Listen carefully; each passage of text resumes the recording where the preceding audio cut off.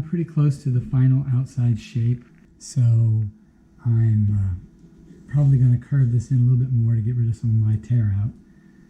And I'll come in from this direction to cut down on that there. Most everywhere is pretty good shape, just right on these edges here, which I think I'll fix. So I'm going to cut, like I just said, I'm going to cut this around a little farther to try and get rid of some of my tear out here. The bottom shape is pretty close. I've got to put a tenon on the bottom or a mortise. I haven't decided which. This is a big piece, so it's pretty heavy. The edges are pretty decent. Here's some tear out, but I can sand that off. But I think if I round this corner here a little more, some of that will get removed anyway. Trick is having it supported. And I was coming from this direction instead of from that direction. There's a few wormholes, and then you can see a lot of cases where the worms went right behind the bark. So here's what it would look like raw behind bark. And then this area here is what it looks like wherever the worms or bugs, whatever, have made their channels. You can see I'm splitting a little bit from drying. I turned the other half of this log when it was much greener and it didn't have any of these issues. But I think I'll probably super glue those just to prevent propagation.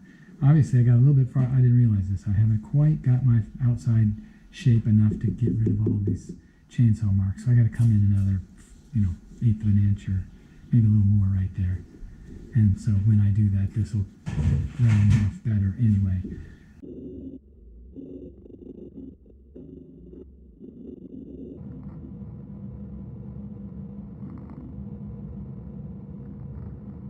Okay, here is the oak.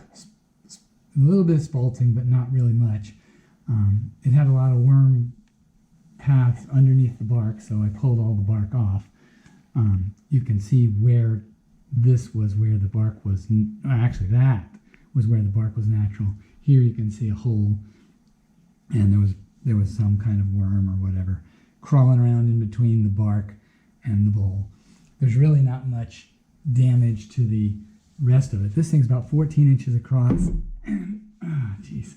This right now it's got the four-jaw chuck on the back with a tenon. The pith is included on one of the branches of this here. This one over here. And actually this one, but it's in the center of it as opposed to near an edge. This one's pretty near the bottom. But I'm getting ready to take off the base plate that I had on here, and I'm going to turn it around. Actually, there are some critters. There's a teeny tiny one right there that are still in this.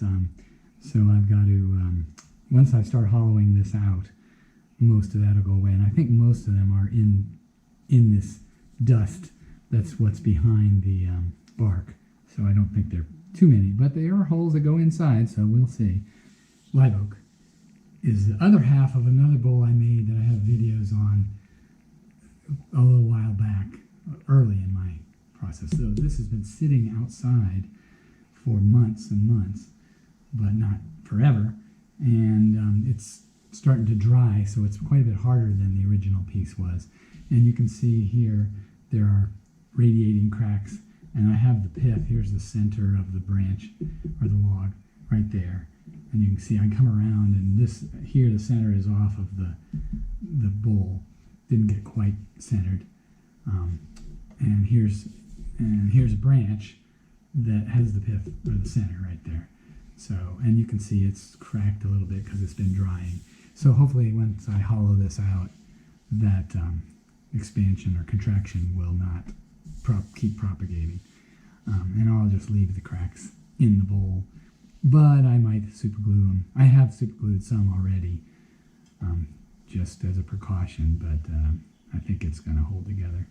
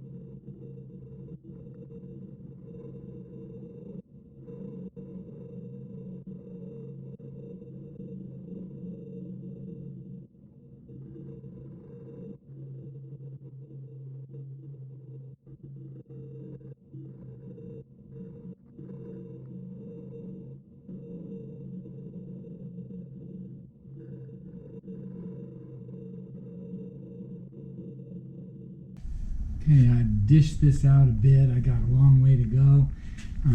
I switched off between a 1/2 inch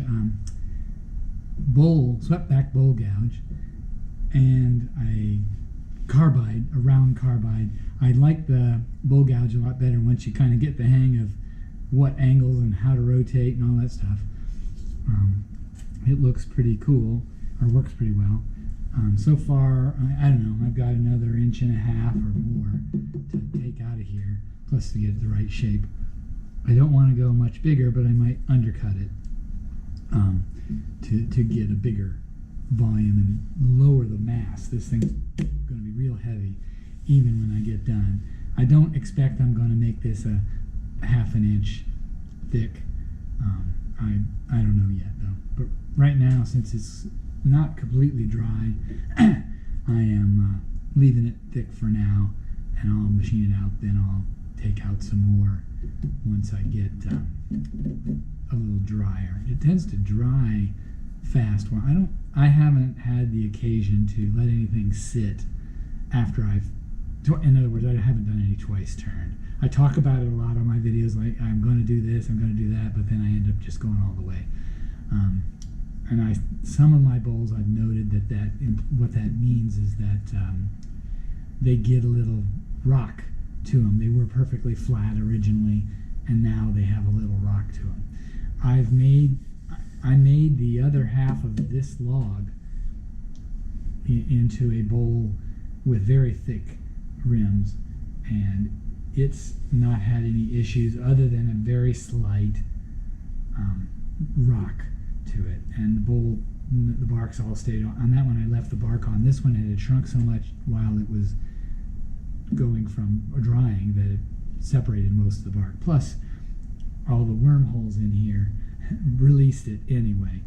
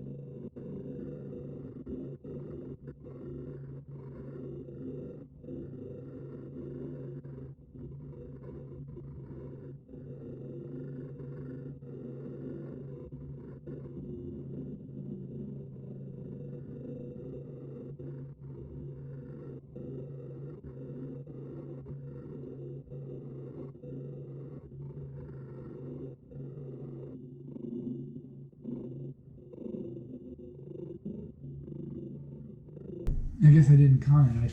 Off camera, I filled sawdust and CA glue in all the little radial cracks.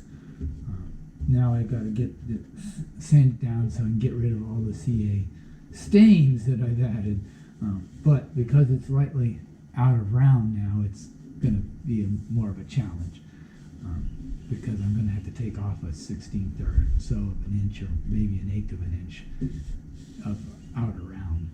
But in any case, you can see it's done. It's been hitting here, but it hasn't been hitting here.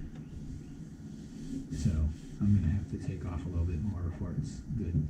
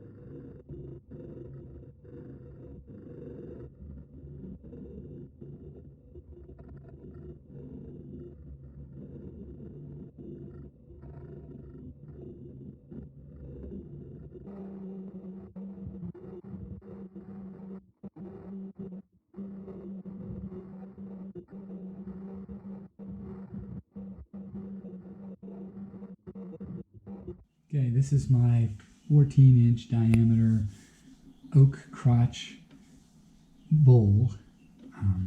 It'll be the first coat of finish, and it's a diluted polyurethane. I'm not sure I really like the polyurethane because it's a little softer than some other finishes, but that's what I have for now, so we'll see how it goes. I'm always questioning whether I'm doing things right, and that's probably a good thing. Watch other people and see how they do it.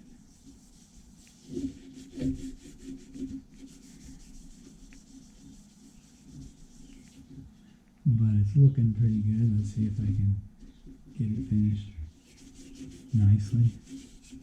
And I won't make you watch all of this. And probably I'll speed it up. Here's the first coat of finish.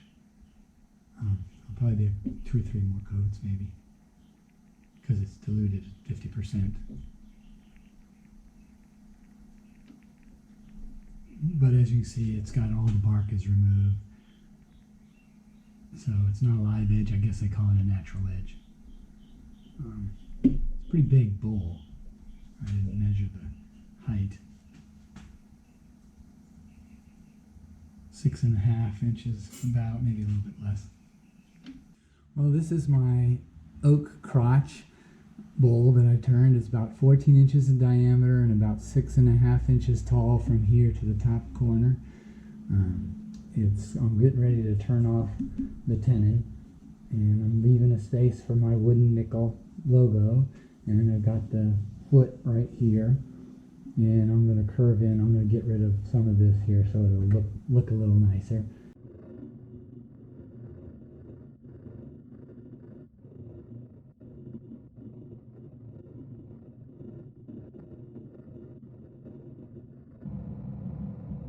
Okay, here's the first coat of finish on the bottom of my oak crotch bowl. I put in my wooden nickel. I had pre-drilled that before I even, when I made the tenon, I also put in that 2-inch diameter hole so that I could drop my wooden nickel in without trying to machine it at the end, which is challenging. The trick was making sure I had the right depth, which I had plenty of depth. The bottom's not quite as smooth as the rest of it, but it's pretty good. And there are a few cracks in the bottom. I'm thinking they won't propagate, but I don't plan to do anything about them. Okay, this is a finished product of my fairly large oak crotch, live oak crotch bowl. It's about 14 inches in diameter, 6.5 inches tall at the tallest spot. It's got, the bark is off, natural edge, but not live edge. I left it thick. I kind of like the bowl to be a little bit thick. That way you can see more edges. It's more substantial. It's definitely the biggest bowl I've made, and it's a matched pair. I'll probably put a link on the last page there that to the other half of this bowl that will look entirely different. Or not half of this bowl, the other half of this crotch. When I split it, I made a bowl that I made early, and so it's got bark on it and chainsaw marks and all kinds of stuff, whereas this is just the oak wood with the and I ended up with the pith in this. I think here you can see, maybe I'll just turn it over. Turn it upside down.